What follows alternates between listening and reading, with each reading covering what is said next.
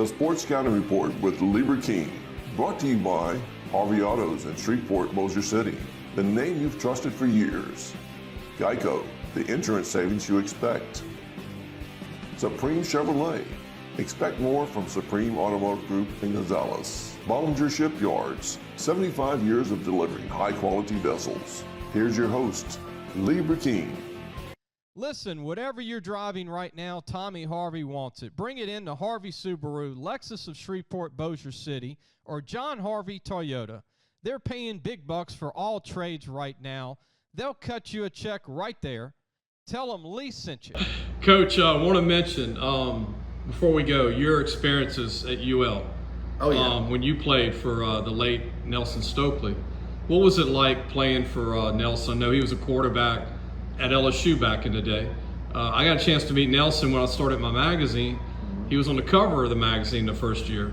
Yeah. But what was it like being a part of UL, the Raging Cajun, USL back then? Yeah, it was unbelievable, man. I didn't know what to expect as a young kid from this community, going to play college ball. But I did have a guy that I graduated before me named Sam Heinen, who was actually playing at UL. We're looking at retiring Shane's, number and jersey. He was a 4-year starter at UL. Big time. I went to UL after him. I loved my time there. I got to meet, people like, Jake DeLome was one of my good friends. Brandon Stokely, Coach Stokely's son. Marty Cannon, the principal at St. Thomas More, who played with me in college. Right. Just so many connections. My offensive coordinator was Louis Cook. I talk to Coach Cook maybe once a month. I see the book. You got his book. I got his book autographed right there. Coach Cook is he's a mentor of mine, man. If I have a question, I call him. I'm picking his brain. All people I met from college, and it's crazy. Some of those guys right now are officials in the area. Are coaching in the area. That's one thing about football. It takes you where you want to go. It's a great vehicle. And look, so I made so many connections there, man. I love my time there. Coach Gerald Broussard. I can't go to Lafayette without running into Coach Broussard. Yeah. I mean, he actually found out years later I'm married into the same family he's married into. Yeah, it's just incredible, man. I mean, I loved my time at UL. I have my helmet, old helmet that Lenny gave me, the equipment manager gave me from years ago, and I had the stickers put on it just to keep, because I collect helmets. You see it? Yeah, the red one. Yes, I keep I keep UL close to my heart. They always come and recruit here since I've been here. It's just I had a great time there. One last question, because people in recruiting love this one.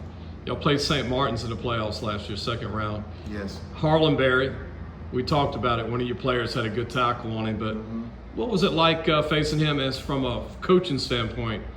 How did you feel about him as a player? LSU fans would want to hear your thoughts about I saw him a few times, but what's your thoughts? He's an electric player. Listen, he's fast. He reminds me a lot of Kevin Falk's ability of start and stop. I mean, he could explode in a heartbeat, quick. Man. But listen, one thing about that, I'm gonna tell you a funny story about the game. We knew that our offensive line was probably stronger than their defensive line, and so I knew our game plan going in, which I'm the offensive coordinator too. I call the plays, and I thought we're just gonna score as many points as we can and hope we outscore them. And at some point, they take him out of the game because they know. And so I look up. We're going at the end of the third quarter, Lee. It's I'm calling plays. I've never looked at the scoreboard at this point. Not even at halftime, I didn't look at the scoreboard. I look up. It's the end of the third quarter. We're winning 70-30. And I said, "Holy smokes! We got 70 points. We broke the school record. The school record was 69." And they were like, "Yeah, we already scored 70." And I'm like, "It's just the third quarter."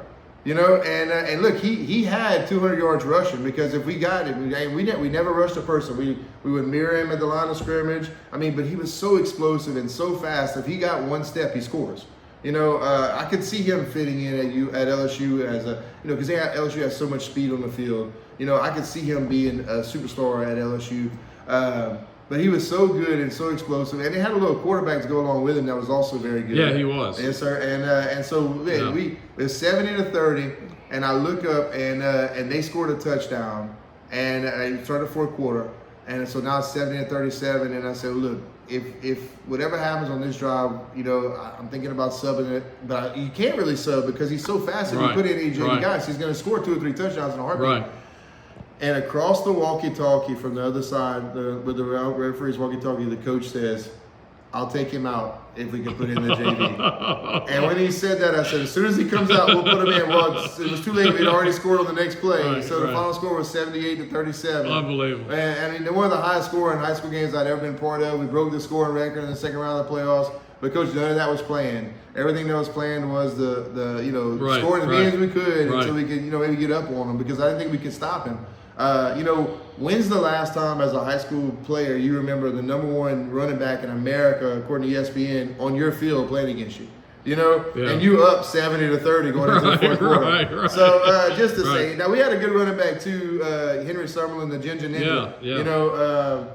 But it was a great experience. I think the boys will never forget that. The senior class graduating. In fact, I saw a Facebook meme that said, your favorite high school game or one of your best high school games you've ever been a part of. Yeah. And I shared it yesterday with the score, and I said that was probably, in my opinion, I never even looked at the scoreboard till the third quarter, and I realized, man, we breaking records right here. What's going on? So. One more question before we go, because I want to promote coaches. Yes, sir. What could you throw out there, Coach Shiver, about kids that are watching in our high school that might want to be a coach? We need coaches. What would you like to say to young men and even women that want to get into coaching about, there's a lot of great things about being a high school coach. You mentioned some of them earlier about, where you went when you were here as a player, and then you looked up to the guys that were your coaches, and now you're the AD, you're the coach. But we need some young coaches to get into football right now, high school football. Yes, I agree. Listen, this is a very admirable, awesome profession. You might not get paid millions of dollars, okay? But you're changing lives, and you're rich beyond money. Right. If I need anything in this community, and I've only been here 7 years, I can reach out and it's going to get done. Right. Either somebody's dad or somebody that knows what I've done for their family. And if you're doing this, do it for the right reasons. Okay. Do it because that you want to make a difference in a kid's life. Don't do it because you're worried about 100 wins or anything else. Do it because you want to make a difference in a kid's life, and the wins are going to come. And lastly, you never know everything. Yeah. You never know everything. Don't be cocky. And listen, my early years, I thought I knew enough football that I could probably coach the monkeys that went to space and win games. You can't. Okay. Right. You have to go out. You have to go to coaching clinics. You can't. And listen, never crap on anybody either. You know what I mean? There was a movie that came out called Back to School with Rodney Dangerfield, and he says, "Hey, love that movie." You remember that? He says, "Hey, look, go for number one, but don't step on number two." Right, you know what I mean? Right. So just to say, man, you want to make sure you never put anybody down. You try to include everybody. It's an honorable profession. It's a great profession. If a guy came to me and says, "Coach, I want to be a coach. I want to be like you," that'd be great. Don't expect to be rich, but hey, you're gonna have a great life, man. Yeah, and eventually you'll make the money you want to make. You pay your dues. You do. You pay your dues. You when become you get a better there, coach and every year. It ends up getting easier. Listen, at this point in my career, I'm not coaching a ton of classes. Yeah. I'm really just coaching. I'm having a great time, and I'm making connections. And I want to say this before we go. You made me feel good when you told me, you said, "Lee, I started reading your magazine in the beginning." Yep. You're like, I used to buy you magazine in the stores. At the gas stations. And I brought some old ones for you today. And we're digital now, and so now it's free. You don't have to buy the magazine. St. Ed's will be for people watching. They'll be in the preview magazine, but it'll be digitally online, free to read.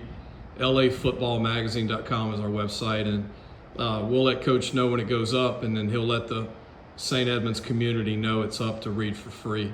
Coach, thank you for allowing me to be here today and interview some of your players, and it's a joy. I'm gonna take some pictures before I leave. Yeah. And I love this, man. Small town tradition, and you do a great job here. Thank you, Lee. I appreciate it. Thanks for coming today. You're welcome. Thanks for watching the Sports Scouting Report with Lieber King.